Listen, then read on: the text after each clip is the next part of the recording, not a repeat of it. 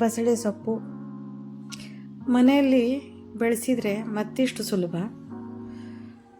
ಇಮ್ಮಿಡಿಯೇಟಾಗಿ ಎಲೆಗಳನ್ನು ಕಟ್ ಮಾಡಿಬಿಟ್ಟು ತೊಳೆದ್ಬಿಟ್ಟು ಈಸಿಯಾಗಿ ಮಾಡ್ಬೋದು. ಮಾಡೋದು ತುಂಬ ಸುಲಭವಾಗಿ ಇದೆ. ಈ ಸೊಪ್ಪಿನ ಸೇವನೆಯಿಂದ ರಕ್ತಹೀನತೆ ನಿವಾರಣೆ ಆಗುತ್ತೆ. Vitamin A, vitamin B complex ಕೂಡ ಇದೆ. ಐರನ್ ಕಂಟೆಂಟ್ ಕೂಡ ಇದೆ. ದೇಹಕ್ಕೆ ಒಳ್ಳೆಯದು.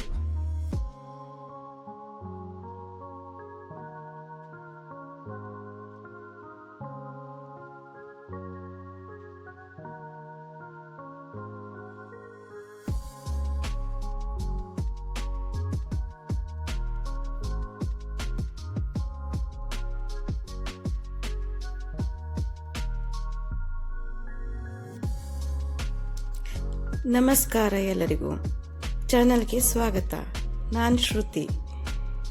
ಇವತ್ತು ನಾವು ಬಸಳೆ ಸೊಪ್ಪಿನ ಸಾರು ಹೇಗೆ ಮಾಡೋದಂತ ತಿಳ್ಕೊಣ.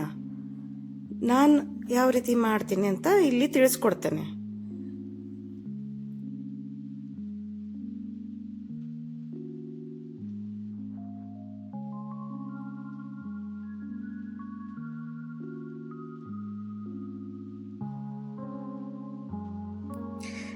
ರೆಸಿಪಿ ಸ್ಟಾರ್ಟ್ ಮಾಡೋ ಮೊದಲು ಚಾನಲನ್ನು ಸಬ್ಸ್ಕ್ರೈಬ್ ಮಾಡಿಕೊಳ್ಳಿ.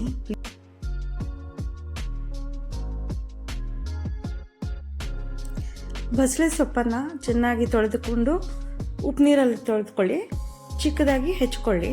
ಹಾಗೂ ಒಂದು ಟೊಮೆಟೊನ ಚಿಕ್ಕದಾಗಿ ಹೆಚ್ಕೊಂಡಿದ್ದೀನಿ. ಹಾಗೂ ಈರುಳ್ಳಿ ಕೂಡ ಹೆಚ್ಕೊಂಡಿದ್ದೀನಿ. ಸ್ವಲ್ಪ ಒಗ್ಗರಣೆಗೆ ಕರಿಬೇವನ್ನು ತೆಗೆದುಕೊಳ್ಳಿ. ನಾಟಿ ಟೊಮೆಟೊ ಇದ್ರೂ ಪರವಾಗಿಲ್ಲ.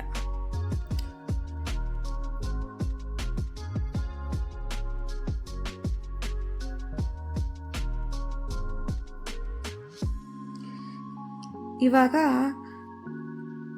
ಪೌಡರ್ ಮಾಡ್ಕೊಳ್ಳೋಕ್ಕೆ ಸ್ವಲ್ಪ ಜೀರಿಗೆ, 2 ಚಮಚ ಜೀರಿಗೆ, 1 ಚಮಚ ಸಾಸಿವೆ ಹಾಗೂ 8-10 ಕರಿಮೆಣಸನ್ನು 2 ಚಮಚ ಎಣ್ಣೆಯಲ್ಲಿ ಹುರಿದುಕೊಳ್ತಾ ಇದ್ದೀನಿ. ಜೀರಿಗೆ ಸ್ವಲ್ಪ ಕೆಂಪು ಆಗೋ ಹಾಗೆ ಹುರಿದುಕೊಳ್ಳಿ.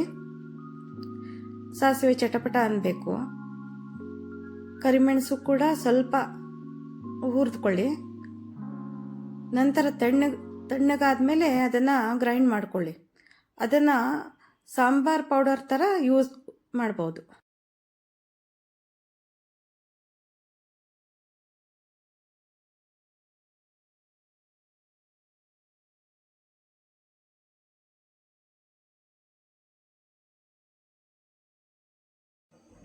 ಒಗ್ಗರಣೆಗೆ ಎಣ್ಣೆ, 2 ಚಮಚ ಎಣ್ಣೆ, ಸಾಸಿವೆ, ಅರಿಶಿನ ಪುಡಿ ಹಾಗೂ ಕರಿಬೇವನ್ನು ಹಾಕ್ಕೊಳ್ಳಿ.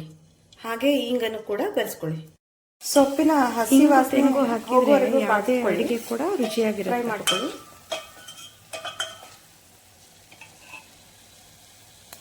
ನಂತರ ಇದಕ್ಕೆ 2 ಚಮಚ ಖಾರದ ಪುಡಿಯನ್ನು ಹಾಕ್ಕೊಳ್ಳಿ.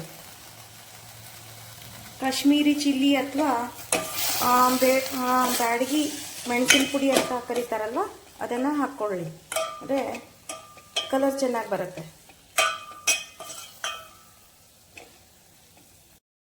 ನಂತರ 2 ಚಮಚ ಗ್ರೈಂಡ್ ಮಾಡಿದ ಪೌಡರು, ಅದು ಜೀರಿಗೆ, ಮೆಣಸು ಹಾಗೂ ಸಾಸಿವೆ ಅವನ್ನೆಲ್ಲ ಗ್ರೈಂಡ್ ಮಾಡ್ಕೊಂಡಿದ್ದನ್ನು ಹಾಕ್ಕೊಳ್ಳಿ.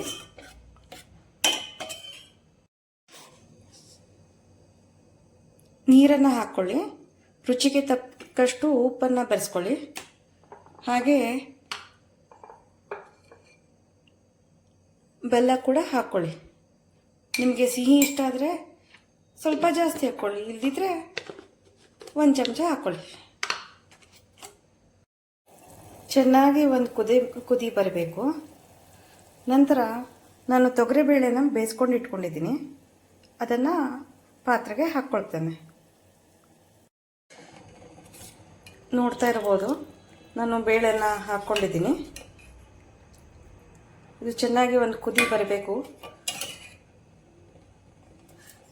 ಇವಾಗ ನಾನು ಟೊಮೆಟೊನ ಹಾಕ್ತಾ ಇದ್ದೀನಿ.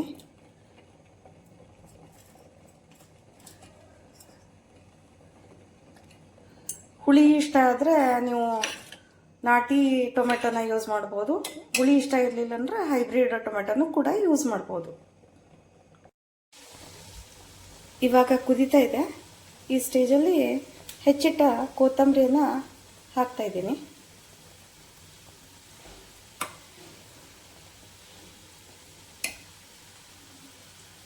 ನಂತರ ಇದಕ್ಕೆ ಒಂದು ಚಮಚ ತುಪ್ಪ ಹಾಕಿ ಆಫ್ ಮಾಡಿಕೊಂಡು ಬಸಳೆ ಸೊಪ್ಪಿನ ಸಾರು ಸಿದ್ಧವಾಗಿದೆ.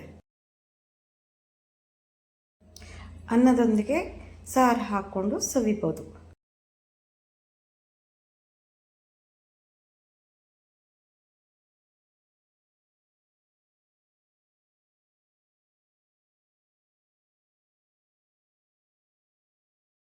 ಮತ್ತೆ ಭೇಟಿಯಾಗೋಣ ಮುಂದಿನ ವಿಡಿಯೋದಲ್ಲಿ. ಲೈಕ್ ಮಾಡಿ, ಶೇರ್ ಮಾಡಿ ಹಾಗೂ ಸಬ್ಸ್ಕ್ರೈಬ್ ಮಾಡಿ. ಧನ್ಯವಾದಗಳು.